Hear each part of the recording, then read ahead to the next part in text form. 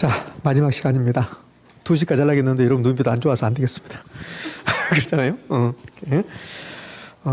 날씨도 추워졌는데 여러분 공부가 많이 힘드신 것 같네요. 오늘은 유단히 합격자 발표도 있고 그래서 그런지 난 힘들어합니다. 제가 또 이상하게 오늘 이걸 또 잘못 만들어 와서 여기 사이즈가 있거든요. 사이즈가 있는데 예전 사이즈로 가니까 아까 처음에 우리 OX 할 때 막 끊겼잖아요. 그래서 첫 번째 시간은 다시 촬영해야 되지 않을까 그런 생각이 듭니다. 끊겨서 요거는 이제 이 화면에 이 전자칠판 화면에 맞게끔 지금 맞춘 겁니다. 그래서 제가 좀 늦게 들어온 거예요. 요거 수정해야 되니까. 자, 그러면 이 앞전 시까지 뭐 했냐면 정책론 총론 했습니다. 총론. 그러니까 처음에는 뭐 여러분 막 모든 걸 다 해야 되겠다. 그거 다 하면 좋지만 그게 잘 안 돼요. 그러니까 정책론 총론 했는데 총론에서 이제 시장의 실패 원인했고 그다음에 또 뭐 했을까요? 예부 효과 요 두 개 했다고 보시면 돼요. 오늘 큰 틀 한번 잡았고 그다음 토지 정책이 있고 주택 정책이 있고 조세 정책이 있을 건데 아마 토지 정책 무궁무진하고 조세 정책도 마찬가지고 주택 정책도 무궁무진합니다. 그럼 이걸 제가 여러분에게 토지 정책 다 알려주는다? 제가 다 아는 게 다 모르는데 어떻게 다 알려줍니까? 그러니까 이 토지 정책은 우리나라에서 토지 정책 알고 있는 사람, 우리나라 모든 토지 정책을 다 알고 있는 사람 한 명도 없어요. 우리나라 사람들 중에서. 왜? 무궁무진하니까 그래요. 우리 공법 선생님도 토지 정책에서 많이 알고 있겠죠. 그러나 전부 알지는 못하거든요. 그러니까 혹시라도 이 토지 정책이라는 주택 정책, 조세 정책 있잖아요. 저에게 배우지 않는 내용, 공법 선생님한테 세법 선생님한테 배우지 않는 내용이 나올 수도 있습니다. 그러니까 시험에서 난이도를 좀 조정하기 위해서 출제자들이 요거는 모르겠다 하고 출제하는 게 있어요. 그거는 모르는 겁니다. 그러니까 부동산학개론은 올해는 저뿐만 아니라 모든 거의 대부분의 강사가 한 문제 정도는 언급하지 않는 내용이 나와요. 그 문제는 법률을 이런 법을 냈네. 그 법을 대해서 제가 쏙쏙 다 알고 있는 거 아니잖아요. 그 법을 찾아봐야만이 알 수 있는 그런 문제가 나옵니다. 여기 정책론에서 특히 그래요. 정책론에서 올해는 금융론에서 그렇게 했습니다. 그런데 정책론에서 저에게 안 배운 내용, 공포스한테 안 배운 내용이 나올 수 있는데 거기 5문제 나온다? 그러면 안 되겠죠. 많이 나오면 한 문제 정도 아니면 2문제 정도 모르는 문제 나올 수 있습니다. 그러면 토지 정책은 이제 지금부터 공부할 건데 주택 정책도 마찬가지고 조세 정책도 마찬가지입니다. 토지 정책 무궁무진하게 많은데요. 그런데 우리가 공부할 내용은 그동안 우리 시험에서 자주 출제했던 거 그걸 공부하는 거야. 그걸 토지 정책 무궁무진하게 많은데 그러니까 한 문제 내지 2문제를 출제하거든. 그래서 단독 문제 나올 수 있는 게 있고 그냥 지문 주는 게 있어요. 그러니까 단독 문제 나올 수 있는 것은 한 3가지 정도밖에 안 됩니다. 그러니까 지역 지구자라는 게 있고 우리 책은 이제 순서가 달라지는데 지역주기라는 거, 토지은행이라는 게 있고 개발권 양도제라는 게 있고 이 3가지 빼고는 전부 다 지문 주는 겁니다. 지문. 그럼 뭐 토지 적성 평가도 있고 뭐 토지거래 허가구역 제도도 있고 토지 선매도 있고 뭐 여러 가지 제도가 있어요. 그런 것들은 지문 주는 거야. 단독 문제 내지 않고. 그러니까 단독 문제 낼 수 있는 것은 한 3가지 정도밖에 안 된다 이렇게 하시면 돼요. 그러니까 책은 210페이지부터 토지 정책인데 210페이지 사이드에 기출 지문이 있습니까? 없습니까? 없죠. 210페이지가 시험에 나올 일은 거의 없습니다. 210페이지는 209페이지는 중요하지만 210페이지는 중요성이 전혀 없어요. 근데 210페이지를 찢어버리고 싶은데 209페이지 때문에 못 찢습니다. 제가 가끔씩 이런 말을 쓰거든요. 찢어버리라고. 그거는 시험에 안 나온다는 소리야. 선생님이 시험에 나오면 그거 미친 거예요. 출제자가. 필요 없어 210페이지는. 그럼 211페이지 가면 토지 공개는 그렇게 나왔죠. 보충하고 참고는 시험에 잘 안 나와. 제가 안 나온다고 하는 게 잘 안 나온다고 했어요. 그럼 나오면 우리를 힘들게 하는 거야. 그럼 보충을 공부를 열심히 해야 됩니까? 아니죠. 보충 공부를 열심히 하는 게 아닙니다. 토지 공개념 그거는 나중에 잠 안 오면 한번 읽어보면 돼. 자, 그 밑에 핵심 나왔죠? 핵심, 이거는 진짜 핵심입니다. 우리 책 보면 정말 핵심인 것이 있고 핵심이라고 써놨는데 핵심이 좀 떨어진 것도 있고 그래. 그러니까 책을 쓰신 분은 그러니까 여러분에게 많은 정보를 제공하기 위해서 한두 번 나온 것도 핵심이라고 했는데 여기 211페이지에 핵심 나오죠? 이건 진짜 핵심입니다. 핵심 앞에다 핵심 위에다 진짜로 써 진짜 핵심이라고. 예? 쓸 필요 없이 이제 핵심이 핵심. 그럼 210페이지에 토지 정책의 목표, 토지 정책의 방향은 볼 필요 없습니다. 그럼 211페이지 가면 현재 우리나라에서 시행되지 않는 토지 정책인데요. 저는 이런 생각을 해요. 그 옆에 봐봐요. 옆에 보면 29, 30, 32, 33 계속 나오잖아요. 이렇게 올해도 시험에 출제했고 근데 저는 이런 생각을 해요. 아니, 이 정책, 토지 정책을 내려면 시행하는 정책을 물어봐야 되잖아. 시행하는 정책. 지금 우리나라에서 시행하는 정책을 물어봐야 됩니까? 시행하지 않는 정책을 물어봐야 돼? 시행하는 정책을 물어봐야 돼. 근데 이렇게 시행하지 않는 정책을 계속 물어보잖아요. 그 왜 그럴까요? 왜 시행하지 않는 정? 아니, 이거 봐봐요. 공안지세, 종합토지세, 토지소가 이게 시행할 일을 전혀 없어요. 이거 폐지 됐잖아요. 시행했다가 없어진 거거든. 그럼 이 중에서 개발권 양도제라는 게 미실시 나왔거든요. 이 개발권 양도제는 우리나라에 시행할 수도 있어요. 나머지 것은 2번부터 5번까지는 시행했는데 다 폐지됐다고. 헌법에 맞지 않았다. 헌법 불합치 판정돼서 다 없어진 거야. 그럼 이게 다시 살아날 확률은 거의 없어요. 그런데 폐지된 것을 왜 자주 출제할까? 그것은 중에서 출제한 게 아니에요. 중에 출제한 게 아닌가? 한번 누군가 출제해 놓으니까 그걸 계속 베끼는 거야, 이렇게. 의미하셨죠? 그러니까 출제자가 출제위원으로 들어가서 그러면 국토교통부에서 뭘 주냐면 예전에 출제했던 문제를 준다고 이렇게. 그럼 출제했던 문제를 주면 그 출제자가 대학교 교수들이 그걸 보고 이걸 변형시키는 거야. 그러면 얘들은 논란의 여지가 없다고. 문제를 만들다 보면 오늘 합격자 발표했는데 부동산의 결혼 한 문제가 모두 정답이 나왔어요. 부동산의 결혼 문제가 한 문제가 모두 정답이 나왔다고. 그 모두 정답이 나오면 그 출제하신 분들은 자기 경력에 공인중개사 몇 회 출제위원 이렇게 경력이 쌓이고 그다음에 일정한 보수도 받는데 근데 그 출제를 잘못하면 가서 막 청문하고 소송도 하거든요. 소송. 여기에 출제를 잘못해서 소송 붙으면 출제한 사람이 가서 법원 앞 판사 앞에서 가가지고 나는 이렇게 생각합니다. 뭐 복잡하다고 이게. 그러니까 이게 틀린 문제를 만들지 않기 위해 한 방법으로서 기존에 출제했던 걸 낸단 말이에요. 기존에 출제했던. 여기에 틀린 말이 될 수 있어요? 없어요? 없잖아. 이거는 논란의 여지가 없잖아. 지금 실시하지 않은. 그러니까 이런 문제 낸다고. 그러니까 이게 중에서 낸 게 아니라 이미 출제했던 것을 보고 또 내고 또 내게 해서 또 낸 거라고 이게. 의미하셨죠? 그러니까 출제자가 그냥 이러고 출제해버리자 이렇게 된 거라고. 아니 생각해봐요. 시행하는 정책을 물어봐야지 시행하지 않는 정책을 물어보면 되겠습니까? 그렇죠? 그래서 출제했던 것을 또 베끼고 해서 이렇게 출제하는 거야. 그냥 이건 단순 암기상이 되는 거예요. 이런 건 이제 시행하지 않는다. 지금만 몰라도 상관없어요. 나중에 다 암기하게 돼요. 나중에 이제 공부하다 보면 암기가 되는데 이 개발권 양도제가 우리나라에 시행하지 않는 정책인데 미국에서는 시행하고 있어요. 나머지는 전부 다 시행했는데 다 폐지됐죠. 2번하고 3번이 김영삼 대통령께서 대통령이 돼서 여러 가지 일을 해요. 근데 김영삼 대통령의 가장 큰 업적이 금융실명제라 하거든요. 금융실명제 그거 됐고 그다음에 뭐 정치적으로 보면 하나에도 척결 했고 그다음에 또 뭐 있잖아요. 뭐 있냐면 토지 공개념 관련 제도를 많이 도입을 해요. 이 두 개, 이거 봐봐요. 택지 소유 상한제는 우리 자유민주주의 사회에서 내가 택지를 가지는데 택지를 소유하는데 상한제를 주겠다는 소리야. 이건 헌법에 안 맞거든요. 헌법에. 그러니까 택지를 가지는데 너는 200평만 가져라 이렇게 법으로 딱 정한 거야. 우리 국민들은 택지를 200평만 가져라. 물론 200평 아니었지만 정확히 제가 숫자는 기억 안 나지만 그렇게 정한 겁니다. 우리가 법을 잘 모른다 하더라도 아니 자본주의, 자유민주주의 사이에서 택지를 갖는데 상한제를 둔다? 이건 안 맞잖아요. 그래서 헌법이 안 맞아서 이거 처음부터 만들 때부터 학자들이 이건 안 맞다고 했어요. 그런데 대통령이 만들어라 하니까 어쩔 수 없이 만든 겁니다.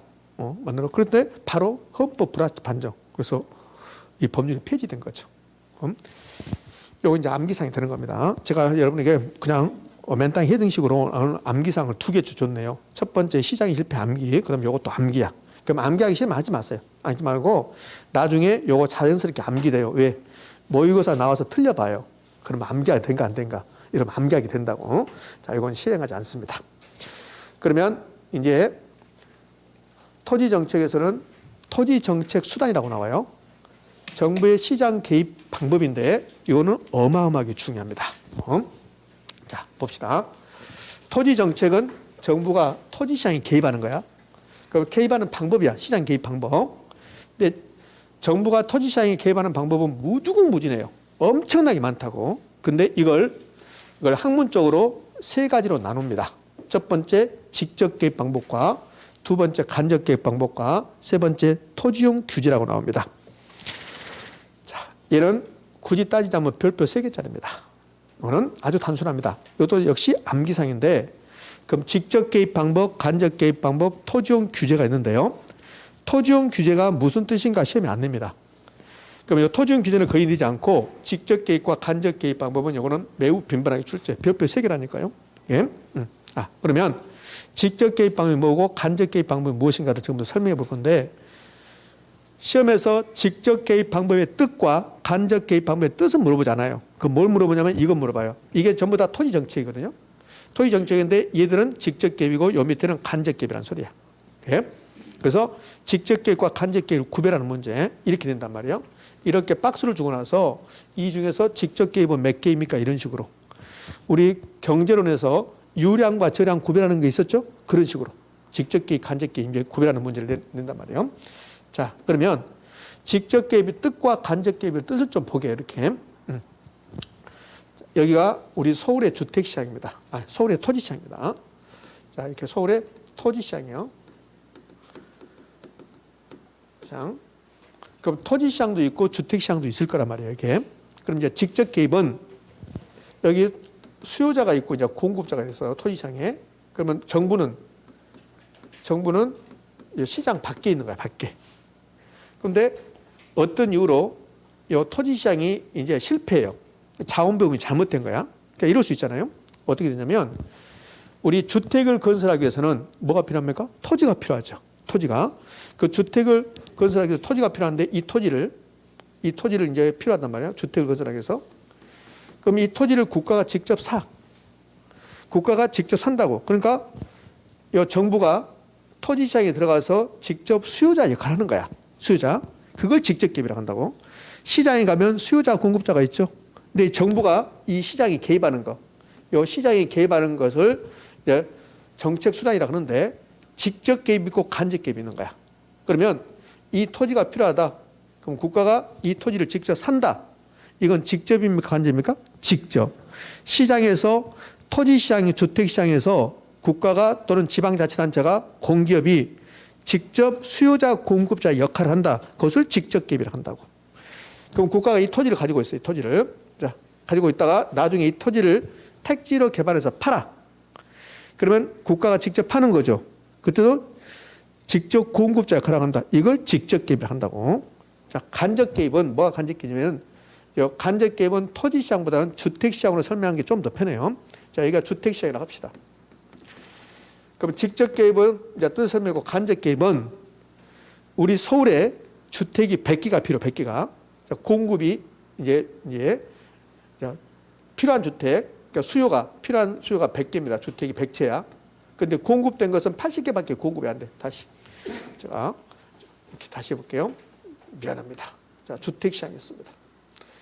그럼 우리 서울의 주택시장인데 필요한 주택이 우리 서울에서 필요한 주택이 몇 개냐면 필요량이 100채입니다. 100채.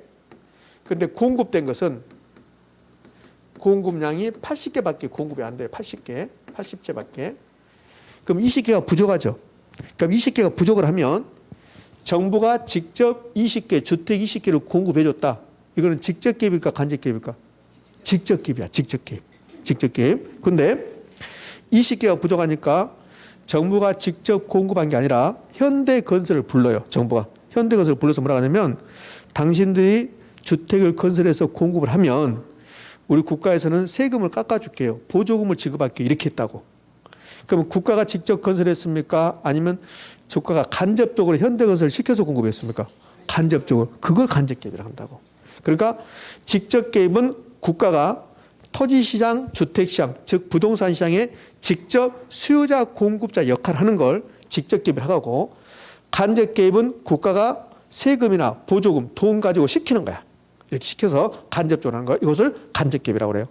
그래서 여기 다 토지 정책인데 여기 앞에가 공공, 공영 들어가요. 그럼 이건 국가가 했다는 소리야.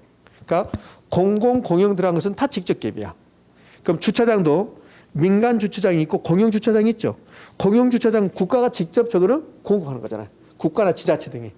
그러니까 공공 들어가거나 공영 들어가서는 전부 다 직접 개입이 되는 거야. 그다음에 간접 개입은 돈 나오면 다 간접 개입이야. 돈 나오면 다 간접 개입입니다. 세금, 부담금, 보조금 이러면 전부 다 간접 개입인 거야. 공공 공영 들어가면 직접 개입. 그다음에 돈 나오면 직접 간접. 제가 직접 개입과 간접 개입의 뜻을 설명했죠? 뜻은 안 내. 직접 개입이 무슨 뜻인데요? 간접 개입이 무슨 뜻인데요? 한 번도 낸 적이 없습니다. 직접 개입과 간접 개입을 구별할 수 있는 것만 내는 거예요. 그럼 지금부터 이제 직접 개입에 해당되는 건 이제 설명할 건데요. 일단 공공 들어가고 공영 들어간 것은 다 직접이니까 요 공공 공영 들어간 것은 기억할 필요 없어요. 봐요. 공영 개발, 공영 들어갔죠? 그러니까 공영 개발은 국가나 지자체나 공기업이 하는 거. 그럼 한국토지주택공사에서 택지를 건설해서 팔았다. 한국토지주택공사에서 임대주택을 공급했다. 이거는 직접 개입, 간접 개입, 직접 개입, 공영이니까 공영. 그다음에 공공투자사업, 공공임대주택 공급. 이 공공임대주택이 공급하는 게 행복주택 이런 거잖아요. 행복주택, 뭐 보금자리 주택 이런 거 들어보셨죠? 그게 다 공공임대주택입니다. 뭐 공공임대주택 공급이 나오든 여기 행복주택이 나오든 국민임대주택이 나오든 영구임대주택이 나오든 전부 다 공공임대주택, 국가, 지자체 등이 직접 공급하는 거야. 그럼 직접 개입, 간접 개입, 직접 개입, 직접 개입. 공공임대보유 나왔네요. 공공임대보유 뜻을 낸 적이 없어요. 공공임대보유는 국가가 가지고 있는 것을 국가가 임대해 주는 거야. 그러니까 국가가 가지고 있어. 임대해 줘서 이 토지가 있는데 국가가 소유권 가지고 있어요. 그것을 국가가 직접 관리한 게 아니라 저에게 임대해 줬어요. 그걸 공공임대보유라고 그래. 그러니까 공공임대보유의 뜻을 낸 게 아니라 공공 들어갔잖아요. 그럼 직접 개입, 간접 개입, 직접 개입. 자, 여기까지는 다 공공공영 들어갔어요. 그 다음부터는 공공공영에 말 안 들어간다고. 그러면 이 앞에 것은 외우지 말고 이 뒤에 것을 외워야지. 토지 수용은 국가가 도로를 내기 위해서 토지가 필요하면 국가가 토지를 빼들어가는 거. 토지 수용. 그럼 토지 수용은 직접 국가가 수요자 역할을 하는 거야. 그럼 국가가 택지를 만들기 위해서 토지를 수용해서 이 택지를 팔아. 직접 공급하는 거죠. 토지 수용은 전부 다 직접 개입. 토지은행 제도를 다른 말로 토지비축제도, 이걸 공공비축제도, 공공비축. 세 가지가 똑같은 말. 공공토지비축, 토지은행, 그냥 토지비축 그런다고. 토지비축. 얘는 10년 후에, 20년 후에 국가가 토지를 사용하기 위해서 미리 사서 가지고 있는 제도. 이게 토지은행 제도. 그럼 토지은행 제도는 국가가 직접 먼저 사는 거야. 사서 가지고 있다가 나중에 국가가 파는 거라고. 그럼 직접 수요자, 직접 공급자 역할을 했잖아요. 이게 토지은행 제도. 자, 여기 우리 노원구에 국가에서 10년 후에 공원, 세계적으로 아주 세계에서 내놓을 만한 실버타운 하나 만들고 싶다. 그러면 10년 후에 토지를 살려면 비싸지니까 미리 저기 개발되지 않은 땅을 국가가 사는 거야. 가지고 있다가 10년 후에 여기다가 실버타운을 만드는 거라고.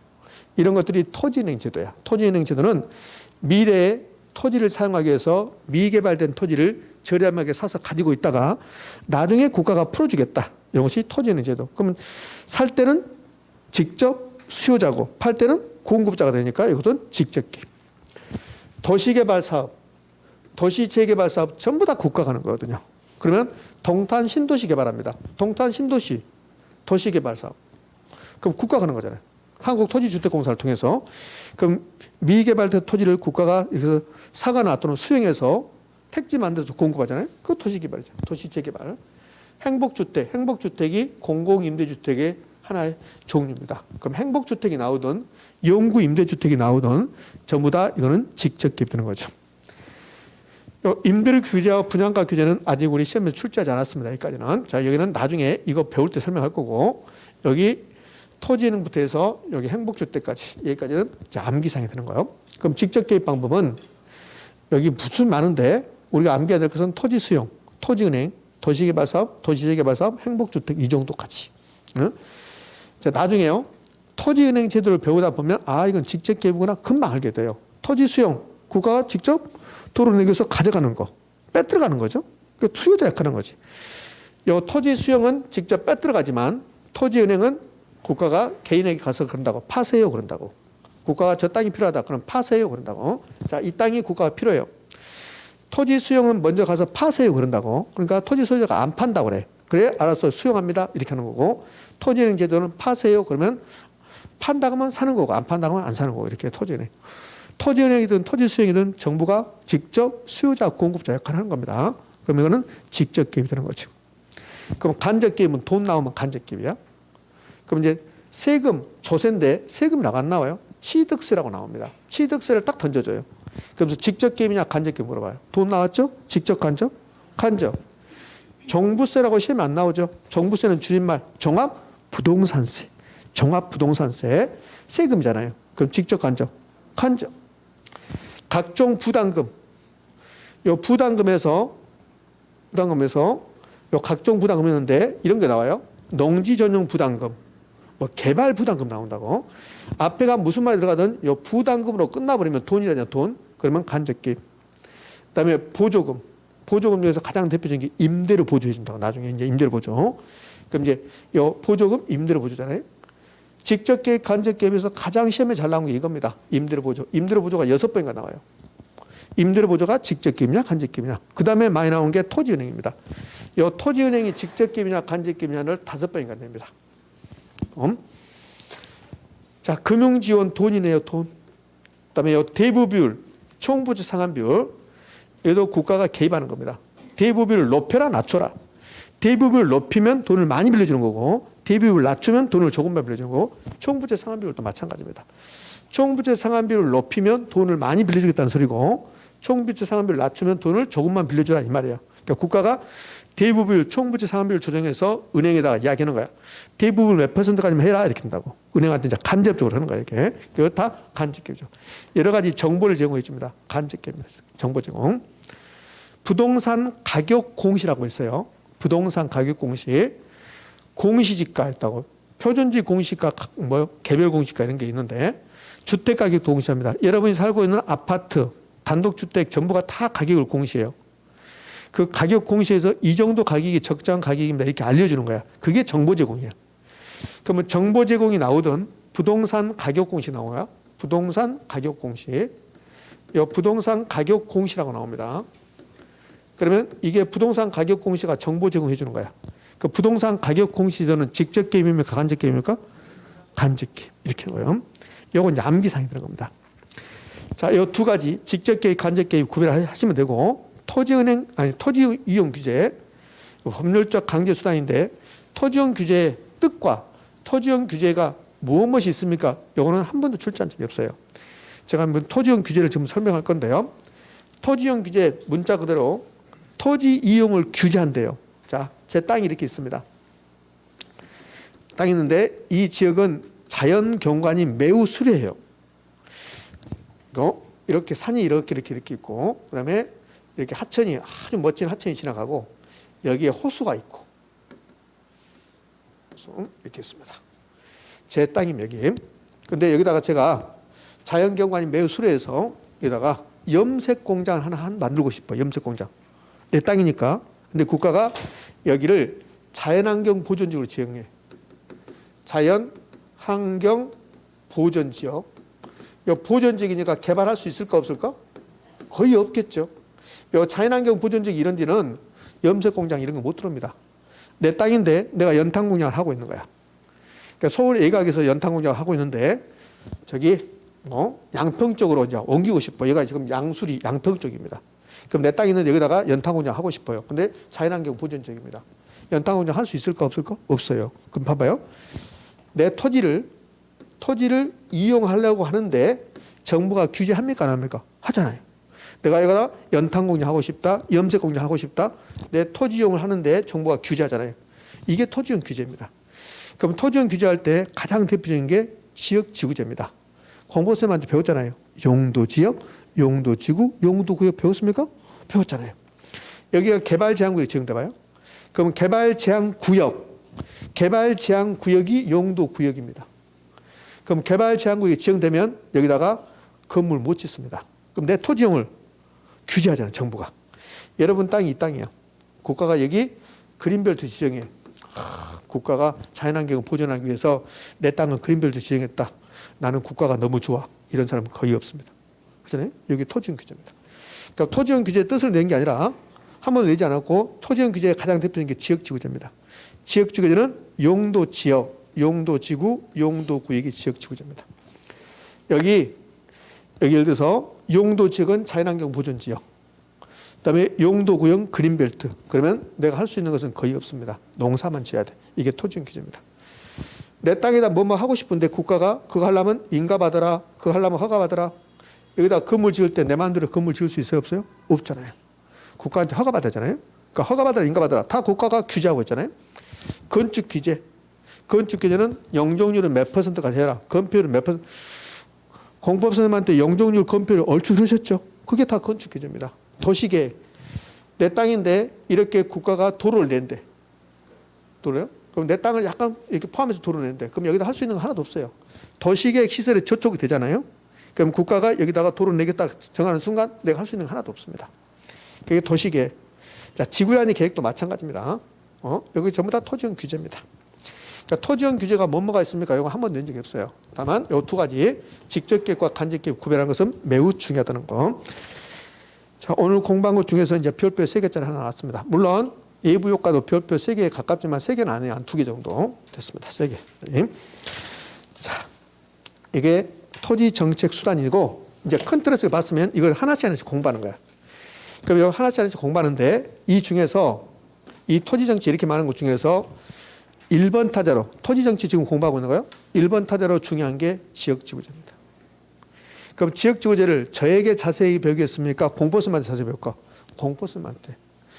여러분들 국토계획 및 이용에 하는 법률 있죠. 그게 12문제를 시험에 출제. 여러분들 공법에서 12문제. 그거 12문제 국토계획 및 이용하는 법률 대부분이 지역지구제라고 생각하시면 돼요. 거의 대부분이. 막 건폐율, 영종률 막 한다고. 그거 전부 다 지역지구제입니다. 이렇게. 그럼 지역지구제가 토지형 규제의 가장 대표적인데 요거 지역지구제가 토지정책에서 1번 타자입니다. 단독문제 나올 수 있는 거. 그럼 2번 타자가 토지은행 제도입니다. 그럼 토지은행 제도에서 여기 2번 타자로 단독문제 나올 수 있는데 근데 우리 시험에서는 딱 2번밖에 안 돼. 단독문제가. 그러니까 단독문제 잘 안 나오는 거예요. 토지은행 제도에서 가장 많이 나왔던 거 직접 개입이냐 간접 개입이냐 이거 하고 여기는 없지만 이제 개발권 양도제라는 게 있어요. 개발권 양도. 요 세 가지가 단독문제 나올 수 있는 거고 이런 것들은 전부 다 이제 지문 주는 거야. 지문 이렇게 돼 있어요. 그러면 큰 틀에서 이렇게 봤으면 이제 지역지구제가 가장 중요성이 있는데 우리 최근 기본적 순서는 지역지구제 나온 게 아니라 213쪽 가면 그러면 토지은행 제도가 나왔습니다. 그래서 토지은행 제도를 한번 가볼까요? 자, 가기 전에 이제 기출지문 한번 봅시다. 기출지문. 아까 별표 3개짜리 배웠던 거 직접 개입, 간접 개입 구별하는 게 별표 3개가 있는데 자, 이런 식으로 출제합니다. 자, 1번 부동산에 대한 부담금 제도나 보조금 제도 나왔습니다. 그럼 직접입니까? 간접입니까? 간접. 돈 나왔으니까 직접 개입 방법이다. OX, X. 이렇게. 2번 그러니까 1번이나 3번처럼 이렇게 지문 주는 경우도 있고 2번은 여기 지문이 아니라 이렇게 박스 준 거야. 2번. 이렇게 1번 박스 주고 나서 그래서 직접 개입과 간접 개입 구별하고 낸 거라고. 이거 단독 문제야. 단독 문제를 제가 지문 만들어낸 거야. 의미 아시겠습니까? 그러니까 직접 개입, 간접 개입 구별하는 것은 단독 문제도 잘 나오고 그다음에 지문도 매우 잘 나와요. 엄청나게 잘 나옵니다. 나중에 이제 기출 문제 봐봐요. 그러면 이거 직접 개입, 간접 개입 엄청나게 잘 나온다고 알게 돼요. 그럼 2번 갑니다. 2번은 토지은행 직접 개입, 간접 개입, 직접 공영개발, 직접 공공투자, 직접 부동산 시장의 직접 개입 유형에 해당하고 여기까지 5. 총부채 상환 비율, 간접, 종합부동산세 세금, 간접, 배발 부담금, 간접. 그럼 간접 개입 방법이다. OX, O. 이렇게. 자, 3번 금융지원 정책입니다. 금융지원 정책. 금융, 돈이죠. 그럼 직접 간접, 간접. O. 요거를 딱 간자 빼고 직자로 한번 준 적이 있어요. 똑같은 지문인데 한 번은 간접, 한 번은 직접 이렇게 주고 있습니다. 그럼 누가 봐도 요 간접이 나왔으니까 직접을 바꾸는 거야. 출제자가 기출문제를 보고 간자를 직접으로 바꿨다고. 이렇게 출제한다. 이렇게. 그러니까 금융, 돈 나왔으니까 간접. 직접 그러면 틀린 말이고 간접. 이런 식으로 출제. 자, 이제 토지은행 제도라고 있습니다. 그럼 토지은행 제도, 다른 말로 토지비축제도인데 토지은행 제도, 토지비축제도 가장 시험에 잘 나온 거. 직접 개입, 간접 개입. 직접 개입. 여기 가장 시험에 잘 나온 거예요. 토지은행 관련해서 가장 시험에 잘 나온 것은 직접 개입 방법이라는 게 여기에 가장 시험에 잘 나왔던 거예요. 이렇게. 자, 그럼 이제 의 및 종류 나왔는데요. 이 토지은행 제도는 우리나라에서 시행합니까? 시행하지 않습니까?를 물어봐. 토지은행 제도는 우리나라에서 시행합니다. 무슨 법에서? 이런 법이 있어요. 공공토지 비축하는 법률이 있습니다. 이 공공토지 비축하는 법률에서 토지은행 제도를 시행하고 있는 거야. 그럼 토지은행 제도는 이겁니다. 자, 국가가요, 미래에 공원을 하나 만들고 싶어. 그럼 미래의 공원, 10년 후에 공원을 만들고 싶다. 그럼 공원을 만들 때 10년 후에 토지를 사서 공원 만들려면 그럼 토지 가격이 비쌀 수 있고 그 토지를 못 살 수 있어요. 그래서 미래의 토지를 사용하기 위해서 미리 저렴할 때 미개발된 토지를 사서 가지고 있다가 필요할 때 써먹겠다. 이게 토지은행 제도입니다. 미래의 공공용지를 확보하기 위해서 미래의 공원 만들기 위해서 미리 미개발 토지를 정부가 미리 매입하여 비축하였다가 가지고 있다가 나중에 팔거나 임도하는 제도, 이런 것을 토지은행 제도라고 합니다. 근데 우리나라에서 실시하고 있는데, 현재 실시한다잖아요. 실시하고 있는데 어디서 담당하고 있냐면 한국토지주택공사에서 담당하고 있어요. 근데 목적이 두 가지입니다. 하나는 공공개발령하고 하나는 토지수급조절령이야. 이제 토지은행 제도가 나오면 요 직접 개발한 방법이 가장 시험에 잘 나왔고, 그다음에 요 2번에 있는 거 요거 책에 없는 내용인데 책에 다른 쪽에 있는데 내용 쪽에 포함되어 있는데 제가 이렇게 따로 떼어놓은 겁니다. 그러면 토지은행 제도는 1번하고 2번을 자주 내는데 1번이 가장 많이 나오고 이제 2번도 나와. 토지은행 제도 목적이 두 가지입니다. 여기 공공개발용은 미래에 도로를 만들기 위해서, 공원을 만들기 위해서 미리 사서 가지고 있겠다. 그게 이거죠. 공공용지의 원활한 공급. 그럼 나중에 도로를 만들고 싶은데 국가가 토지를 가지고 있지 않으면 그 도로 만들기 위해서 공공용지를 확보해야 되잖아요. 근데 미리 사서 가지고 있다면 공공용지를 원활하게 공급할 수 있을까 없을까? 있겠죠.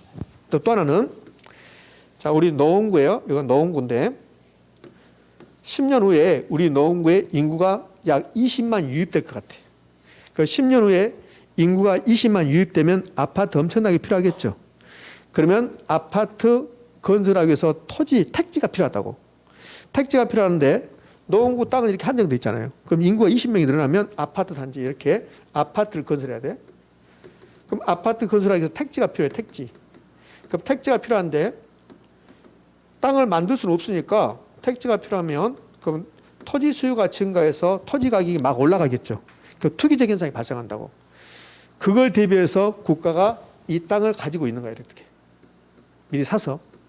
그래서 실제로 택지가 수요가 증가하면 국가가 이걸 풀어주는 거야. 저렴하게. 그러면 토지의 수요 공급 조절하고 지가를 안정시키고 투기를 억제할 수 있다. 그게 하나의 목적. 그러면 첫 번째 목적은 공영개발이고 도로 만들기 위해서, 하나는 토지 시장의 수요 공급 조절하고, 여기 있는 말을 이렇게 표현하는 거야. 공공용지의 원활한 공급과 토지 시장의 수요 공급 조절을 목적으로 한다. 맞습니까? 요거 두 개 가장 잘 내요. 자, 정리합니다. 토지은행 제도는 우리나라에서 시행하는 정책 수단이 된다. 직접 개입, 간접 개입. 직접 개입, 목적이 두 가지. 미래의 공공용지의 원활한 공급과 토지 시장의 수요 공급 조절, 지가 안정을 목적으로 한다. 됐습니까? 이 두 가지만 찾으면 되죠. 자, 단독 문제 나왔던 것은 뭐 장점, 단점 물어봤어요. 장점, 단점. 그 장점, 단점이 17회 때 나오고 안 나와요. 그럼 17회 때면 지금 17년 지났죠? 그럼 17년 동안 장점, 단점 안 나온 거예요. 그냥 요 정도 나오죠. 자, 우리 책 213쪽을 보면 그러면 토지은행 제도, 토지 비축도 나왔습니다. 29에 30에 31에 33에 나왔죠. 요게 단독 문제 나온 게 아닙니다. 요거 대부분이 지문이야. 요거. 직접 개입, 간접 개입, 그다음에 요거. 이렇게 했다고 이렇게. 예? 요 내용을 정리하면 이렇게 되는 거예요. 이렇게. 특히 요걸 정리하면 이렇게 되는 거예요. 이렇게. 직접 개입, 간접 개입. 아니. 공공용지 원활한 공급과 토지시장의 수요 공급 조절입니다. 그럼 여러분들 기억할 것은 거기 기억하면 돼요. 그러니까 제가 파랗게 된 글씨가 중요하다고 했습니다. 그럼 이제 토지은행 제도에서 의의 총이 나왔는데 직접 개입, 간접 개입, 직접 개입, 간접 개입, 직접 개입. 우리 책은 여기 지금 213쪽에 직접 개입이라고 안 써놨죠. 그러니까 직접 개입 하나 써두면 돼요. 거기다가 직접 개입. 그 다음에는 동그라미 2번에 우리나라는 한국토지주택공사에서 실시하고 있다고 공공개발용과 토지수급조절용 요 두 가지만. 그 밑에 장점과 단점 나왔습니다. 그거는 17회 때 나오고 안 나와서요. 그러니까 그 밑에 있는 것은 중요성이 그렇게 많지 않다. 자, 그 옆에 기출지문 볼까요? 기출지문 213페이지 첫 번째 있는 기출지문 위에 있는 거. 자, 봅시다. 정부는 한국토지주택공사를 통하여 토지 비축 업무를 수행할 수 있다. OX? 한국토지주택공사가 하고 있으니까요. 자, 됐습니다. 이렇게. 이게 토지능 제도입니다. 자, 그러면은 책 213페이지 가면 밑에 심화라고 나오죠? 그 심화를 보면 부동산 정책의 다양한 수단 나왔어요. 그러니까 이 토지 정책 수단에서 토지능 제도를 이렇게 빼놓고 나머지 심화에 보면 환지 방식, 토지 선매 넘겨봅니다. 214페이지 가면 토지거래 허가제, 개발 제한구역, 토지 적성 평가제도, 6번 개발이익 한수, 7번 부동산 거래 신고, 215페이지 가면 투기 가열 지역, 조정 대상 지역, 지정 지역, 주택조합 이렇게 나왔습니다. 이것도 전부 다 토지 정책과 관련된 거야. 그러면 214페이지, 215페이지 이렇게 깨알 같은 글씨로 음영 처리된 거 심화라고 나온 거 있죠. 그거는 단독문이 나오지 않고 지문 나온 거야. 지문. 그럼 지문 나오면 예를 들어서 이렇게 나온 거야. 그래서 5번 가면 214페이지 가면 5번 가면 토지 적성평가 나오죠. 그러면 토지 적성평가 제도가 의미가 뭐냐, 뜻이 뭐냐, 개념만 내는 거야. 깊은 내용을 출제하지 않고. 의미 아시겠죠? 무슨 말인지. 그러니까 214페이지, 215페이지 있는 내용들은 그냥 개념만 내는 거야. 개념만. 역시 지금은 공부할 필요가 없어요. 자, 6번 같은 경우는 214페이지 6번 같은 경우는 개발이익 한수제도는 30회 때 33회 때 올해도 출제했다는 거예요. 이게. 그럼 개발이익 한수에서 개발이익이라 나와. 개발이익. 찾으셨나요? 개발이익 동그라미 1번에서 개발이익 보면 그 두 번째 줄 따라 정상지가 상승분 나오죠? 그게 키포인트야. 키포인트. 그것만 기억하시면 돼. 자, 그렇게 공부를 할 거란 말이에요. 이렇게. 자, 7번도 마찬가지입니다. 부동산 거래신고제도 214페이지 하고 있어요. 214페이지 부동산 거래 신고제 나오죠? 이 부동산 거래 신고 제도는 저에게 배우는 게 아니에요. 그럼 누구한테 배울까요? 중개사 선생님한테 배워. 중개사법. 이 중개사법에 배운 내용이 우리 부동산에 결혼해서 지문 나온단 말이에요. 이거는 이겁니다. 여러분이 부동산 사고 팔 때 신고해야 돼. 신고. 그게 부동산 거래 신고 제도야. 그럼 계약 체결하고 나면 그날로부터 30일 내에 신고한다. 거기서 포인트는 그 두 번째, 세 번째 줄에 이렇게 나오잖아요. 거래계약 체결일부터 30일 나왔습니까? 그게 포인트야. 그래서 30일 대신을 60일이라고 바꾸고 계약 체결일을 잔금 지급일로부터 이렇게 나와. 잔금 지급을. 그러니까 부동산 거래 신고제도는 부동산 거래하면 신고해야 되는데 근데 올해 거래하고 내년에 신고하면 안 된다는 소리야. 계약 체결했으면 그날로부터 며칠 이내 30일 이내 그게 이제 포인트야. 나머지는 다 필요 없다는 거야. 그러니까 포인트 찾고 가는 거야. 포인트. 의미 아시겠습니까? 예. 자, 그렇게 됐어요. 그다음에는 215페이지 가봐요. 215페이지 가면 지역지구제 나왔습니까? 요 지역지구제. 지역지구제가 토지 정책에서 가장 시험에 많이 나왔던 거야. 지역지구제가. 자, 그러면 이제 지역지구제를 지금부터 이제 공부해요. 자, 칠판 볼게요. 지역지구제는 215페이지부터 있습니다. 그럼 지역지구제 책 보면 의의, 내용, 목적, 뭐 지역지구제의 경제적 효과가 나오고 지역지구제의 문제점, 단점 나왔습니다. 이렇게 많이 나왔어요. 근데 이 지역지구제는 저에게 배우는 내용이 있고 우리 공포스님한테 배우는 내용이 있어요. 지역지구제에 대해서 제가 여러분에게 하나를 알려드린다. 그러면 공포스님은 여러분에게 100가지를 알려드리는 거야. 100가지. 그러니까 지역지구제는 저에게 배우는 게 아니라 공포스님한테 배우는 거야. 그러니까 지역지구제를 저하고 내일 공법이죠. 지역지구 이렇게 있는데 근데 똑같은 지역지구제를 공부하는데요. 저하고 우리 공법선생님하고 내용이 전혀 달라요. 이 지역지구제를 공부하는데 저에게 배운 것은 개론 시간에 배운 것은 경제적으로 배워요. 경제학적으로. 경제학적으로 지역지구제를 배웁니다. 근데 공법선생님한테는 법적으로 배워요. 법적으로. 그러니까 공법선생님이 이 지역지구를 설명하면서 공법선생님은 지역지구제라는 표현을 잘 쓰지 않아요. 용도지역, 용도지구, 용도구역이라고 그래. 왜? 법에는 지역지구제라는 말이 없어요. 용도지역, 용도구역, 용도지구 이렇게 나왔으니까. 근데 이게 이제 부동산학적으로 보면 경제학적으로 부동산학적으로 보면 용도지역이라고 나온 게 아니라 지역지구제라고 나온 거야. 예? 시험은 요 법적으로 여기도 훨씬 잘 내요. 그러면 저에게 배우는 것은 여기인데 저에게 배우는 내용은 요거 가장 중요한 말. 요거밖에 없어요. 요거밖에. 나머지 보면 경제적 효과, 지역주의적 문제점 나온 적이 있습니다. 내용도 나온 적이 있습니다. 우리 책 보면 아주 디테일하게 해놨어요. 절반 정도 찢어버려도 돼요. 그러니까 이런 거는 거의 중요성이 없다는 거야. 자, 우리 책 보면 215페이지 가면 의 나오고 목적 나왔죠. 그 목적에서 밑에서 두 번째 줄 부예비과 제거 감소 나왔습니까? 그것만 기억하시면 돼. 이건 필요 없고 이제 넘겨봐요. 넘겼더니 아니 내용 나오고 그다음에 지역적이지 경제적 효과 나오고 자 217페이지 경제적 효과 부분 경제적 효과 부분하고 그다음에 216페이지 217페이지 경제적 효과 부분에 기출지문이 있는가 봐봐요. 216페이지에는 기출지문 하나 나왔어요. 그거는 경제적 효과 아니라고. 경제적 효과가 아니고 경제적 효과 부분에 216하고 217페이지 보면 217페이지 보면 가운데 그림 나오면서 그래프 나오면서 막 복잡해요. 비용 불변사업, 비용 증가사업, 비용 감소사업 나왔습니다. 이거 뭐 복잡합니다. 이거 시험에 출제한 적이 있습니다. 제 기억은 20년 됐습니다. 20년. 14회 때인가 이런 거 나와요. 그 뒤로는 거의 출제하지 않습니다. 그러니까 사이드에 기출지문 없잖아요. 이거 볼 필요 없다는 소리예요. 자, 넘겨봤더니 218페이지에 지역지구제 문제점 나왔습니까? 그렇죠. 그러면 뭐 보충 나오고 그러는데 그거 옆에 사이드 기출지문 있어요? 없어요? 없어요. 여기까지가 저에게 배우는 지역지구제야. 그 밑에 218페이지 4번 국토의 계획 및 이용하는 법령상 용어정이 나오죠. 이게 공버스한테 배우는 지역지구제야. 이게 이해됐나요? 그러면 거기 공버스한테 배우는 지역지구제가 30회 때 33회 때 올해도 출제했다는 거야. 이렇게 올해도 여기서 단독 문제 하나 냈습니다. 그러니까 주로 공버스한테 배우는 내용이 지역지구제 나오고 저에게 배우는 것은 딱 요거 하나야. VB가 지역함수 요것밖에 없다고. 자, 그러면 지금부터 지역지구제 공부할 거예요. 책은 215페이지를 펴놓고 이제 칠판 한번 보도록 할게요. 자, 칠판 봅시다.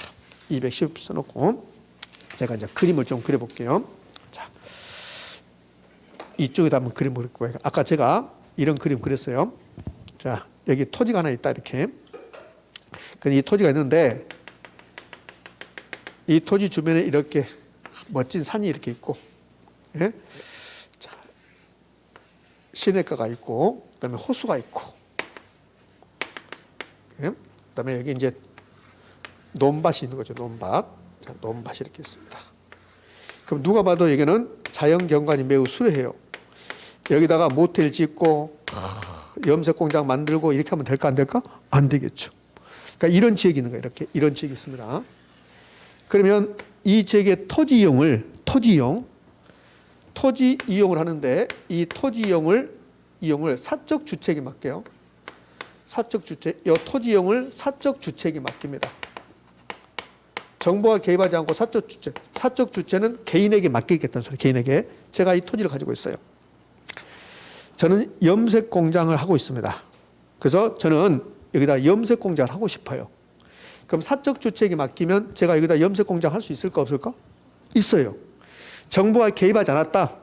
그냥 사적 주체에게 토지를 맡긴다. 그럼 제가 여기다 염색 공장 만들겠지. 그럼 친구가 와서 그러겠지. 야, 이렇게 내과가 흘러가고 자연경관이 좋고 호수도 있고 그런데 네가 거기다 염색 공장 하면 어떻게 되니? 염색 공장 말아라 그런다고. 그러니까 제가 뭐라 하냐면 염색 공장은 물이 좋아야 돼. 물이 깨끗해야 돼요. 그러면서 여기다 염색 공장 할 겁니다. 그럼 염색 공장을 했습니다. 그럼 염색 공장을 하게 되면 그러면 여기는 이제 염색 공장이 들어오고 자, 여기는 양돈장이 들어오고 아주 멋지네요. 여기는 유락시설, 모텔이 들어오고 이렇게 들어와요. 그럼 누가 봐도 여기는 토지용을 보존해야 돼. 보존해야 되는데 사적 주체에게 토지용을 맡기면 염색 공장, 양돈장, 여기 농사 짓고 호수가 있고 모텔이 있고 서로 좋은 영향 주고받을까? 나쁜 영향? 나쁜 영향. 그럼 이건 주변 토지 이용에 나쁜 영향을 주고받습니다. 그러면 정예부가입니까? 부예부가입니까? 부예부가. 그럼 사적 주체에게 맡기면 부예부가 마이너스 예부 효과가 발생해요. 자, 그러면 요 예부 효과는 자원 배분이 효율적입니까? 비효율적입니까? 비효율적. 시장의 실패 원인 중에 예부 효과가 있다고. 그 부예부가 발생했습니다. 그 부예부가 발생을 하면 토지 자원 배분이 잘못된 거야. 여기는 누가 봐도 이 지역은 보존해야 돼. 보존. 요 보존해야 되는데 근데 사적 주체에게 맡기면 부의부가가 발생하는 거야. 그럼 여기는 토지 자원 배분의 비효율성. 비분은 비효율성이 나타나는 거야. 그럼 이건 시장이 실패한 거라고. 그럼 정부가 개입해야 됩니까? 안 해야 됩니까? 해야 되지. 그러면 여기 부의부가를 제거, 감소시키기 위해서 이 지역의 토지 이용을 특정한 방향으로 규제하는 거야. 규제. 여기는 보존지역으로 지정한다. 보존지역으로 지정한다. 자연환경 보존지역으로 지정한다. 이렇게 하는 거야. 이걸 지역지구제라고 그래. 그러니까 지역지구제는 사적 주체에게 토지 이용을 맡겼더니 부의부가가 발생했다. 이걸 제거 감소시키기 위해서 토지 이용을 특정한 방향으로 규제하는 정책. 이걸 뭐라 한다? 지역지구제라고 한다. 그럼 지역지구제는 딱 이것만 기억하시면 돼. 부의부가 제거 감소. 무수하게 많이 나와요. 그럼 이렇게 된다고. 지역지구제는 부의 예부 효과를 제거 감소시키는 정책 수단이 된다. OX? O. 그렇게 돼요. 이것밖에 없어. 토지용의 부예부가를 제거 감소시키기 위한 토지용 규제다. 자원 배분의 비효율성을 제거 감소시키겠다. 이게 지역지구제. 이것만 저한테 배우는 거야. 목적 부예부가 제거 감소. 다른 거 필요 없어요. 내용 다 필요 없습니다. 그다음에 나중에 이 지역주의 경제적 효과는 한 번 정도 언급을 해요. 왜? 모르죠. 어쩌면 나올 수도 있으니까. 어쩌면 나올 수 있는 거야. 그러니까 중요성이 거의 없는 거라고. 그럼 딱 저에게는 부예부가 제거 감소. 딱 요거 하나 기억하는 거예요. 그러면 이제 누구에게? 공포스님한테 배운 내용이 나온다는 거야. 그럼 이제 공포스님한테 배운 내용이 국토의 계획 및 이용하는 법령상 용어정의라고 이제 타이틀을 했는데 이 국토 계획 및 이용하는 법령 이게 이제 법에서는 지역지구제의 근거 법이 되는 거야. 우리나라는 이 국토 계획 및 이용하는 법령 이 법에서 지역지구제를 지금 시행하고 있으니까 그래서 이제 이 법의 내용을 배우는 거야. 그럼 이 법의 내용을 보면 혹시 이런 거 들어보셨잖아요. 도시군 기본계획, 도시군 관리계획, 그다음에 뭐 강역 도시계획 배웠죠. 그게 이제 여기 내용이란 말이에요. 국토계획미화하는 법률. 우리 책 보면 도시군 기본계획, 뭐 관리계획 이런 거 써놨다고. 왜? 우리 시험에 출제한 적이 있으니까. 자, 책은 218페이지 온 거야. 218페이지 오면 4번 국토의 계획 및 이용하는 법령상 용어정의 나왔습니다. 도시군 기본계획, 도시군 관리계획, 지구단위계획. 이거 우리 시험에서 아주 빈번하게 나온 건 아니지만 가끔씩 출제해요. 이거는 공포선생님한테 이미 얼굴 들었을 거란 말이에요. 그러고 나서 219페이지 갔더니 용도지역 이렇게 나왔습니다. 용도지역. 그러니까 국토계획 및 이용하는 법률 이 국토계획 및 이용하는 법률을 보면 그러면 지역지구제가 용도지역이 있는 거야. 용도지역이 있고 그다음에 용도지역으로 규제가 안 되는 것들. 일단 용도지역이 있습니다. 이 용도지역은 규제하는 거야. 규제. 자연환경 보존지역 이런 식으로. 이게 있고 용도지구가 있는 거야. 지구. 방제지구, 방화지구 뭐 이렇게 있다고. 그다음에 고도지구도 있고.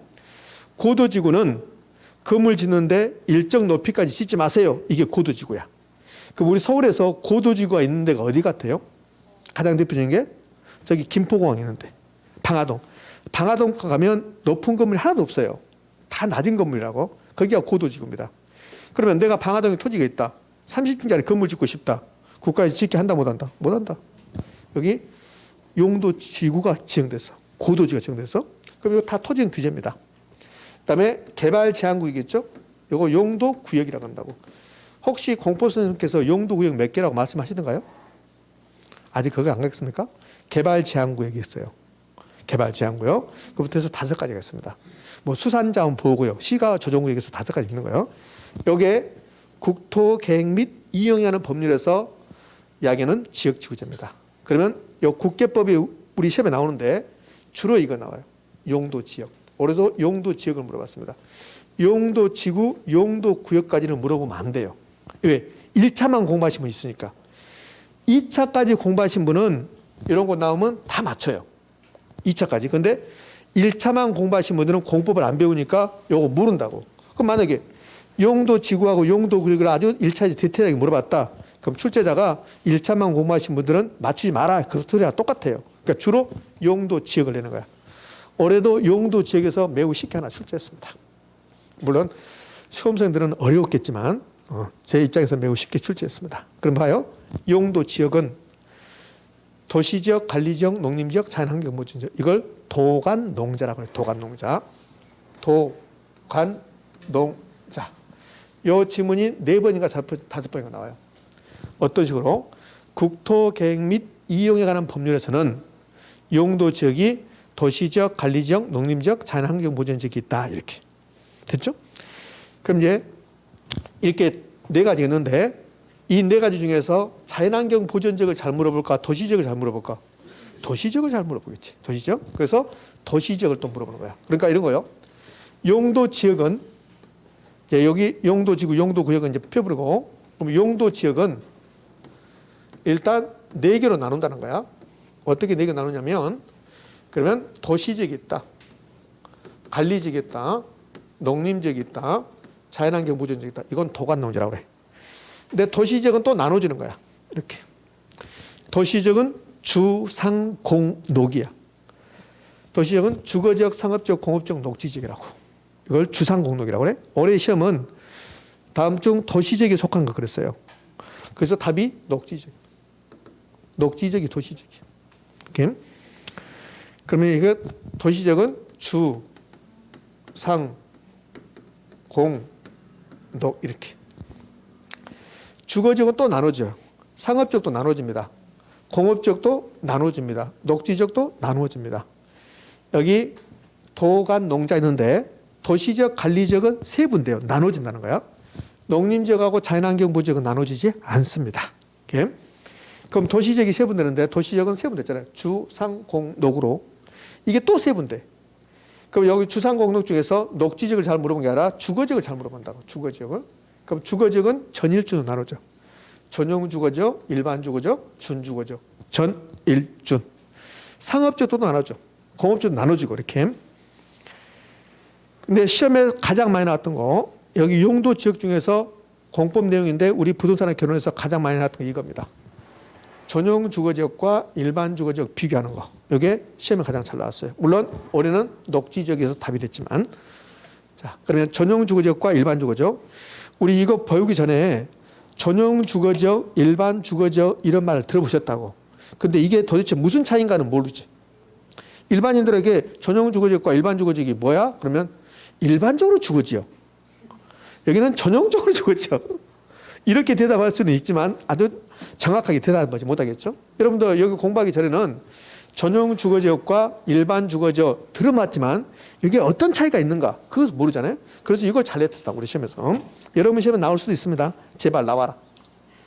그러니까 지금부터 전용 주거지역과 일반 주거지역을 비교해 볼게요. 결론은 이겁니다. 전량 1편이 기억나요. 전량 1편. 전용 주거지역의 전이야. 일반 주거지역 1이라고. 그럼 전용 주거지역과 일반 주거지역의 차이점은 전용 주거지역은 양호한 주거환경을 보호하는 지역이야. 그러니까 어느 지역이 전용 주거지역이냐면 처음부터 그 지역은 아주 주거환경으로서 아주 좋은 조건을 가지고 있는 거야.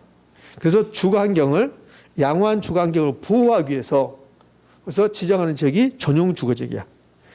일반 주거지역은 대부분이 아파트 단지가 일반 주거지역입니다. 일반 주거지역은 편리한 주거환경을 만들어내는 지역이야. 그러니까 일반 주거지역은 편리한 주거환경을 조성한다죠. 조성이 만든다는 소리잖아요. 그러니까 일반 주거지역과 전용 주거지역 이런 차이가 있어요. 전용 주거지역은 양호한만 찾으면 돼. 양호한. 일반 주거지역은 양호한이 아니라 편리한 이렇게. 근데 이걸로 끝나면 좋을 텐데 또 나눠져요. 그럼 나눠지기 전에 전용 주거지역과 일반 주거지역 비교는 전양 1편 하는 거야. 전용 주거지역, 양호한, 일반 주거지역, 편리한. 이걸 전양 1편 이렇게 오는 거라고. 제 기억은 4번인가 나온 것 같아요. 전양 1편. 그럼 전양 1편으로 끝나면 좋을 텐데 또 나눠져. 이 지랄같이. 여기 봐요. 전양 1편 이렇게. 근데 또 나눠져서 전용 주거는 1종, 2종 나눠지고 일반 주거는 1, 2, 3으로 나눠져요. 예? 이것도 시험에 냈거든요. 아주 오래전에 이렇게 냈어요. 전용 주거지역은 1종, 2종, 3종으로 구분된다. OX, X. 전용 주거지역은 1종, 2종밖에 없어요. 일반 주거지역이 3개 있는 거야. 그럼 선생님 어떻게 구별하는데요? 우리나라는 일반적으로 3세판이야. 씨름도 3판. 그래서 고수톱도 3명이야 되고, 고수톱도 2명 하면 재미없잖아. 3명이야 되고. 그잖아요? 네. 물론 강파하는 사람도 나타나야 되겠지만, 그러니까 일반적으로 3세판이야. 씨름도 3판하고. 선생님 나는 공부도 3년 했는데, 그러면 안 돼. 공부를 1년. 그래서 일반적으로 3판이다. 그래서 일반 주거지역은 3 나눠준다. 이렇게. 자, 근데 1종, 2종, 전용 주거 1종, 2종인데 또 1종, 2종은 무슨 차이가 있는가? 전용 주거지역에 1종이든 2종이든 전용 주거지역이 나오면 양호한 데 나와야 돼. 그 1종은 일이 하나죠, 하나. 일이 하나니까 단독주택. 2는 2개죠. 그 공동주택. 제 1종 전용 주거는 일 하나, 단독주택 중심의 양호한. 제 2종 전용 주거지역은 공동주택 중심의 양호한. 이렇게 된 거지. 의미하시겠습니까? 자, 그다음에 일반 주거지역은 1, 2, 3으로 나누죠. 그럼 일반 주거지역 1, 2, 3으로 나누는 것은 주택의 높이, 층수. 1, 2, 3 중에서 가장 낮은 게 몇입니까? 1. 1이 가장 낮으니까 저층. 가장 높은 것은 3, 고가 들어가고 2는 가운데니까 중층 이렇게. 그러니까 일반 주거지역 1, 2, 3으로 나눈 것은 요 층수 가지고 나눈 거라고. 층수. 전용 주거지역은 1종, 2종 나눈 것은 뭐예요? 주택의 종류. 단독주택이냐? 공동주택이냐? 자, 오늘 다 잊어버렸으니까 요거라도 알고 가지. 오늘 뭘 공부했는가 기억도 없어. 오늘 뭘 공부했는가. 그럼 요거라도 알고 가야지. 그러면 전용 주거지역과 일반 주거지역이 있는데 이걸 우리는 어떻게 구별할 것인가? 전량 1평 그렇습니다. 전량 1평. 이런 말 하기도 조심스러워요. 조심스럽습니다. 제가 올해 그 말 했잖아요. 제가 올해 홍진성 교수의 부적절한 언어 사용. 그래가지고 오빠라는 단어를 해가지고 크게 이렇게 회사에도 올려놔서 그 회사 관계자들도 참 홍 선생님 걱정하지 마십시오. 이건 우리가 다 확인했습니다. 언어 사용에 전혀 부적절한 게 없습니다. 그렇게 넘어갔는데 이 말하기도 좀 조심스럽습니다. 제가 예전에 여자분을 한번 사귀었는데 그분 성함이 전씨입니다. 전. 그래서 우리 어머님이 전양 그랬죠. 전양. 제가 집에 갔더니 어머님께서 성함이 어떻게 되냐, 이름이 어떻게 되냐 물어보니까 전 땡땡 했겠죠. 그래서 어머님이 이름을 잊어버리고 전양 잘 있니? 전양 잘 있니? 그래서 제가 전양은 나에게 대해서 일편단심입니다. 그렇지. 뭔 말인지 모르는 사람도 있어. 안타까워 죽겠어. 전양 일편 이렇게 기억하시라는 소리예요. 의미하셨습니까? 그렇게. 자, 그럼 이제 지역지구제에서 이제 중요한 사항 하나 끝냈습니다. 그럼 지역지구제는 이거 외에도 다른 내용도 있을 거란 말이에요. 근데 이제 오늘은 이제 여기까지 지역지구제 여기까지 할 거예요. 그럼 용도지구가 나오고 용도구역은 우리 책에 써놨어요. 요거는 나중에 또 다시 언급하게 될 거예요. 자, 됐어요. 자, 여기까지는 이제 지역지구제 살펴봤습니다. 그럼 지역지구제가 살펴져서 토지정책에서 이제 큰 틀을 한번 잡아봤어요. 그러니까 토지정책에서 오늘 공부한 게 2가지 공부했다고 한 3가지 공부했다고 보면 돼. 첫 번째, 직접 개입, 간접 개입 구별하는 거. 그 다음에 2번째는 뭐였습니까? 토지능제도. 3번째는 지역지구제. 지역지구제는 2개 한 겁니다. 지역지구제 저에게 할 수 있는 것은 지역지구제는 부의 예비효과를 제거, 감소시키는 토지형 규제 수단이다. 그 다음에 공포선생님한테 배우는 것은 지역지구제는요. 용도 지역이 주로 나오는데 용도 지역은 도간, 농자로 나눈다. 그 중에서 도시지역은 주상, 공록으로 나눈다. 다시 주거지역은 전, 일, 준, 전용주거지역, 일반주거지역, 준주거지역. 그러니까 전용주거지역과 일반주거지역 나누는 거 전, 양, 일, 편 이렇게 됐습니까? 이제 주택정책에 대해서 이제 가볍게 언급하고 수업 마무리하도록 합니다. 자, 주택정책에서요 220페이지가 있는데 220페이지 보면 주택정책의 목표 221페이지에 주택정책의 내용 나왔습니까? 양 사이드에 기출지문이 있어요? 없어요? 없어요. 그러면 중요성이 거의 없죠. 찢어버려도 상관없다는 겁니다. 네. 그럼 주택정책은 크게 보면 2가지로 나눠져요. 자, 주택정책은 크게 보면 2가지 나눠지는데 어떻게 나눠지냐면 임대주택 정책하고 분양가 정책으로 나눠집니다. 그럼 총 6가지 배울 거라고. 6가지. 어떻게 6가지 배우게 되냐면요. 자, 여기다 써볼게요. 주택 정책은 임대주택 정책이 있어요. 그럼 임대주택 정책은 정부가 임대주택 시장에 개입하는 거야. 그럼 임대주택 시장에 아무런 문제점이 없다. 임대주택 시장에서 아무런 문제점이 없다. 그러면 정부가 굳이 개입할 필요가 없을 거예요.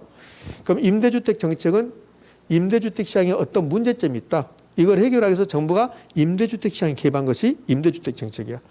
그럼 임대주택의 문제점이 뭐 같아요? 임대주택의 문제점이요? 임대주택이 부족하다. 임대주택이 임대료가 너무 높다. 임대주택이 양질의 임대주택이 아니라 평수도 적고 노후화되어 있다. 이런 것들이 임대주택의 문제입니다. 그러면 그러한 문제점을 해결하기 위해서 정부가 개입한다 안 한다? 한다. 그게 임대주택 정책이야? 그러면 임대료가 너무 높다. 그러면 임대료 한 달에 100만 원? 이거 월급 받아서 임대료 내가 판단해.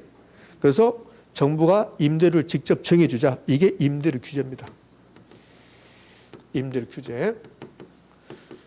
아니다. 규제하지 말고 한 달에 임대료 그냥 100만 원 두고 국가에서 임차인에게 한 달에 30만 원씩 보조금 주자. 임대료 보조입니다.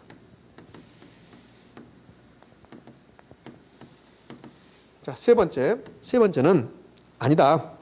규제도 하지 말고 보조도 하지 말고 국가가 직접 임대주택을 공급하자. 그래서 영구 임대주택, 뭐 행복주택 공급하자. 그게 공공임대주택 공급입니다. 이렇게 3가지. 임대주택 정책은 이렇게 크게 보면 3가지입니다. 이 3가지 중에서 시험에 압도적으로 잘 나온 게 있어요. 자, 찍기. 몇 번 같아요? 1번입니다. 임대료 규제가 압도적으로 시험에 잘 나옵니다. 여기가. 자, 그럼 임대주택 정책 끝나고 나면 우리나라의 분양가가 적정합니까? 분양가 정책이 있어요. 분양가. 분양가가 적정하신 분도 있고 적정하지 않은 분도 있겠죠. 사람마다 다르니까. 그 분양가가 너무 높아. 그 분양가가 너무 높아서 주택을 살려면 월급을 한 푼도 안 쓰고 30년 모아야 돼. 우리나라에서 지금 만약에 우리나라 평균 소득, 우리 서울 봐봐, 서울만. 서울의 평균 소득이 한 달에 제 생각에는 서울의 근로자들의 한 달 평균 소득이 1,000만 원 안 되겠죠. 1,000만 원 될까요? 안 된다고 생각하는데. 한 달 평균에 우리 서울 시민들의 평균 소득이 1,000만 원 됩니까? 안 돼. 제 생각은 안 된다고 한다고. 좋아요. 1,000만 원 잡아요. 1,000만 원. 그럼 한 달에 1,000만 원이다. 그럼 1년에 1억 2천이죠. 1억 2천. 그럼 한 푼도 안 쓰고 10년을 모아야만 12억짜리 주택 사는 거야. 그잖아요. 이제 그 분양가가 적정하지 않다고. 그러면 여기 1,000만 원 받는다. 그럼 연봉 1억 2천이다. 10년을 한 푼도 안 쓰고 모아야만이 원금 12억에다가 이자 붙겠죠. 근데 먹고 써야 되잖아요. 응? 그럼 월급 받아서 다 저금하고 그럼 어떻게 해요? 회사까지 걸어다녀야 돼요? 밥도 맨날 얻어먹어야 돼? 말이 안 되잖아요. 그러면 1,000만 원 받아서 500만 원 쓰고 500만 원 저금한다. 그 500만 원 저금해서 10억짜리 아파트 살려면 그 원금만 이제 500만 원 이자 빼버리고 원금은 20년 모아야 돼. 20년. 그럼 주택 사기가 굉장히 곤란해지지. 저는 우리 이 정부에서 가장 신경 써야 될 게 주택 가격 문제라고 생각해요. 너무 비싸졌잖아요. 너무 비싸졌잖아요. 그럼 어떻게 하면 주택 가격을 적정할 것인가? 너무 떨어뜨려도 문제고 너무 높여도 문제고 이게 문제점이라고. 그러니까 적정 가격이 도대체 얼마인가 이게 굉장히 힘들어요. 그러면 분양가가 너무 높아도 문제고 사실은 너무 낮아도 문제입니다. 그러니까 분양가가 높으면 정부가 분양가 규제해야 됩니까? 안 해야 됩니까? 해야죠. 그게 이제 분양가 규제가 되죠. 이게 이제 분양가 규제. 분양가 규제, 분양가 상한제요. 요 임대료 규제, 임대료 상한제입니다. 그럼 요 분양가 상한제는 저에게 자세히 배우겠습니까? 공포스님한테 자세히 배울까? 공포스님한테 아주 자세히 보여요. 주택법 여러분 공법 중에 주택법 있죠? 주택법에 요 분양가 상한제에 대해서 자세히 나왔다고. 그거 자세히 배워. 물론 저도 자세히 배우지만 논리가 똑같아. 이 논리가 똑같습니다. 이게 있는가 하면 분양가 자율화가 있어요. 분양가 자율화는 정책이 아닙니다. 왜 정책이 아니냐면 학문적으로 보면 분양가 정책은 정부가 분양시장에 개입하는 거야. 자율화는 개입하지 않고 그냥 맡겨둔다는 거야. 이건 정책이 아니죠. 그러니까 시험에 거의 나오지 않습니다. 규제하고 자율화가 정반대입니다. 그러니까 요 규제를 공부하면 자율화는 공부할 필요 없게 되는 거예요. 근데 분양가 규제하고 임대료 규제하고 똑같아. 그럼 임대료 규제를 공부하면 분양가 규제는 공부할 필요가 없게 되는 거예요. 또 하나는 선분양 제도가 있고 후분양 제도가 있어요. 선분양하고 후분양이 또 다르거든요. 그러니까 선분양과 후분양.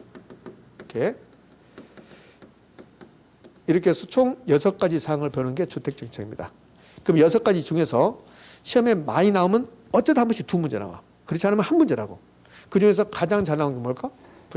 임대료 규제입니다. 규제. 그럼 이제 이런 정책들을 배우는데, 임대주택 시장에 임대료가 너무 높다. 그러면 정부가 임대료 규제한다. 그러면 그 결과가 어떻게 되는가? 그게 효과입니다. 효과. 그래서 특히 이 임대주택 정책을 보면, 주택 정책을 보면 효과 이렇게 나온다고. 그 효과를 시험에 내는 거야. 자, 가볼까요? 이 임대주택 정책에서 임대료 규제, 임대료 상한제 최고하기 그랬습니다. 그러면 여기 봐요. 효과. 요걸 낸단 말이에요. 임대주택 시장에 임대료가 너무 높다. 그러면 정부가 임대료 규제했다. 그러면 어떤 효과가 나타난가? 자, 요거 제가 그래프 그려서 막 설명하는데 처음부터 그래프 그려서 설명하면 여러분 힘들어지니까 우리 그래프 그리지 말고 한번 생각을 해봐요. 그러면 임대료가요. 지금 시장 임대료가 시장이 형성되는데 시장의 균형 임대료가 그래요. 시장의 균형 임대료가 얼마냐면 한 달에 월 50만 원입니다.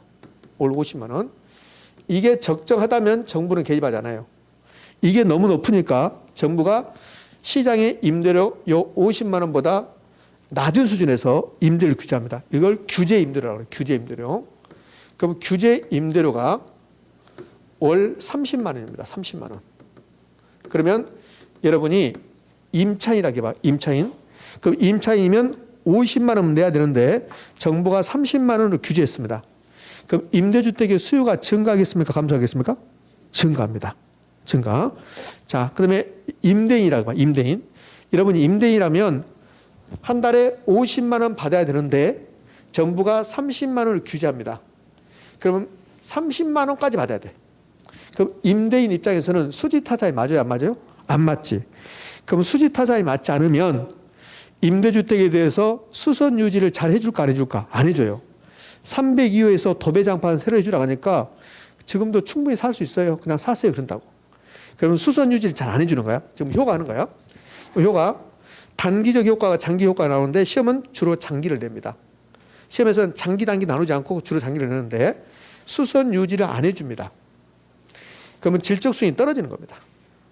자, 이제 임대인 입장에서는 50만 원 받아도 수지타산이 맞지 않는다 그러는데 30만 원 받으라고 하면 그러면 수지타산이 맞지 않으니까 나 임대주택 사업은 이제 그만할 거야. 그래서 다른 용도 전환한 거야. 타용도. 임대주택을 타용도 전환합니다. 그럼 임대주택의 공급이 증가합니까? 감소합니까? 감소하죠. 그럼 주택난이 심화됩니다. 자, 여기 5번 가면 임차인의 주거이동을 제하겠다 했는데요. 자, 여기 이제 50만 원 받을 때 임대주택 공급량이 만약에 100세대 있습니다. 100세대. 근데 30만 원 규제하면 임대주택 사업자, 임대인들이 타용도 전환해서 공급이 감소해요. 그러면 이 100세대 중에서 20세대가 타용도 전환했다 합니다. 그러면 30만 원 규제하면 공급이 80세대밖에 안 돼요. 그럼 임대주택이 공급이 감소했죠. 그러면 임차인들이 이사 갈 곳이 있다 없다? 없어지는 거죠. 이 주거이동을 뭐라고 하냐면 임차인 이사 가는 것을 주거이동이라고 그래요. 그럼 임차인들이 이사 갈 곳이 있습니까? 없습니까? 없죠. 임차인의 주거이동을 제약시키는 거라고. 자, 이렇게 흘러가는 게 임대료 규제입니다. 그러면 자, 임대료 규제는 봐요. 임대료 규제는 균형 임대료 50만 원보다 높은 수준입니까? 낮은 수준입니까? 낮은 수준. 균형 임대료보다 낮은 수준에서 임대료를 통제하는 겁니다. 임차인을 보호할 목적입니까? 임대인을 보호할 목적입니까? 임차인 보호 목적입니다. 근데 이렇게 된다고. 균형 임대료보다 높은 수준에서 규제한다. 이걸 낮은을 높이는 안 된다고. 그럼 뭘까 있을까? X. 높은 수준에서 규제했다 이런 말 나온다고? 그럼 틀린 말이에요. 임대료 규제는 균형 임대료보다 낮은 수준에서 규제한다. 이렇게 나와야 된다고. 자, 이렇게 제가 논리적으로 한번 해봤는데 여러분들 논리적으로 할 필요 전혀 없습니다. 그럼 어떻게 해야 되냐면 임대료 규제하죠? 그러면 주로 이걸 낸다고. 요걸 내는데 요 1번도 잘 안 내고 요 2번부터 해서 5번까지 내는데 제가 4번은 제가 언급하지 않았잖아요. 4번은 여러 가지를 막 수요 공급 논리를 잘 알아야 돼. 그래야 4번이 되는 건데 2번부터 5번까지 봐봐요. 긍정적입니까? 부정적입니까? 다 부정적입니다. 감소, 심화, 주택난 심화, 주거비 부담 높아지고 주거이동을 제약하고 끝났습니다. 임대료 규제하면 효과, 좋은 효과 있다 없다? 없다. 그러면 끝나는 거예요. 되셨나요? 네, 이게 이제 임대료 규제입니다. 자, 임대료 규제에서 제가 이제 가볍게 언급을 했는데, 자, 그러면 우리 책 223쪽 가봅니다. 222쪽. 220쪽 가면, 222쪽 가면 임대료 규제는 29회 때, 31회 때, 33회 때, 이제 최근에 이렇게 출제했다는 거예요. 그전에도 많이 출제했지만. 자, 의에서 2번. 규제 임대료가 시장 임대료 낮은 수준 설정돼. 낮은 수준 설정한다는 소리예요. 이렇게. 그러면서 그래프 그려놨죠, 밑에? 그 그래프를 나중에 이제 가지고 이제 설명할 거라고. 참고는 필요 없고요. 효과. 222페이지 효과 나왔죠? 그 효과를 주로 출제한 거예요. 효과를. 그래서 우리 책은 223쪽에 상단에 임대료 규제 효과 나와서 그게 파랗게 음행처리도 핵심 나왔습니다. 자, 그 부분. 그 부분인데 그 부분이 결국은 이겁니다. 이거. 그럼 여기는 외우지 말고 좋은 게 있다 없다? 없다. 임대료 규제 있습니다. 좋은 게 있다 없다? 없다. 그걸로 끝이. 자, 223쪽에 기출지문 하나만 보도록 할게요. 기출지문. 자, 첫 번째 기출지문 갑니다. 찾으셨나요? 자, 임대료 규제는 장기적으로 민간 임대주택 공급을 위축시킬 우려가 있다. OX? O. 여러분이 임대인이라면 이래 임대주택사 포기한다. 나는 다른 용도로 전환할 것이다. 그래서 공급이 감소하는 거야. 자, 2번 임대료 규제는 임대 부동산을 질적으로 저하시키고, 자, 7번 봅니다. 질적 수준이 떨어지죠. 그리고 기존 세입자 임차인이죠. 주거 이동을 저하시킨다. OX? O. 그러니까 무조건 부정적인 걸 찾아내면 된다. 이렇게. 여기 있는 책에 있는 거 전부 다 할 수 없어요. 그러니까 큰 틀에서 임대료 규제는 부정적이다. 이렇게 하면 거의 답을 맞출 수 있습니다. 자, 넘겨서 224쪽에 임대료 보조 정책 나왔습니다. 제가 임대료 보조 정책 딱 하나만 이야기할게요. 임대료 보조가 이루어지면, 임대료 보조는 직접입니까? 간접입니까? 간접. 임대료 보조는 간접입니다. 임대료 보조에서 가장 시험에 잘 나왔던 게 직접이냐 간접이냐 잘 내요. 그 임대료 보조는 직접입니까? 간접입니까? 간접. 요 간접. 개념은 임대료 보조는 국가가 임대료의 전부 또는 일부를 보조해 주는 거. 이게 임대료 보조죠. 야, 효과 이렇게 나왔습니다. 효과 났는데, 자, 봐봐요. 임대료 보조가 이루어지면 임차인의 소득이 높아지는 거예요. 국가로부터 내가 30만 원 보조금 받았습니다. 그럼 임대주택의 수요가 증가할까 감소할까? 증가. 그럼 임대료는 올라간다고. 그러면 초과임이 발생했는데 요 초과임 요거까지는 시험에 나오잖아요. 요 초과임 발생했단 말은 여기 부동산을 결혼 배우면서 초과임 나오잖아요. 그러면 돈 번다는 소리야. 국가가 임대료 보조해 준다. 임대주택의 수요가 증가한다. 임대료 높아진다. 그러면 임대인들은 돈 벌겠죠. 그러면 너도 나도 공급을 증가시키려 감소할까? 증가. 공급이 증가하는 거야. 그러면 다시 임대료가 떨어지는 거야. 요걸 내는 거야. 요거 이렇게.